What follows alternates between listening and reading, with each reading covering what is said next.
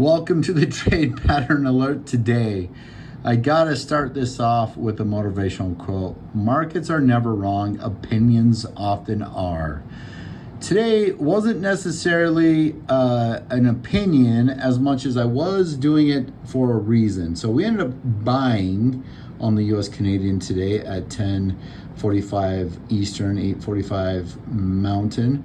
And you guys are looking at this like, why? Why would you do that? Well, a lot of that is because our indicator were showing a definitely bottoming out of the market, right? Everything's at zero. And as the 15 minutes started to pull up, I was like, oh, great. We'll go back to pressure and win a really quick buy.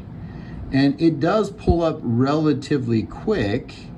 You can kind of see that wick right there. It gets to pressure, but it ends up bouncing off instead. Now this does go sideways for quite a while, and it actually even starts coming back up to break even.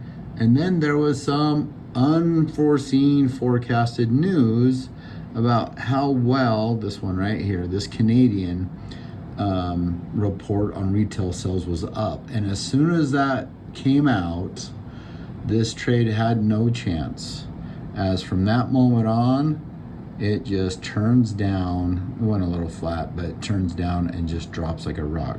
And I think it's still dropping here late Friday. I mean, I think it just keeps going and going and going. But that's also why we have stop losses. So it didn't work out today. Again, kind of controlled the loss. This loss, like we talked about on Wednesday, was a win for most active students.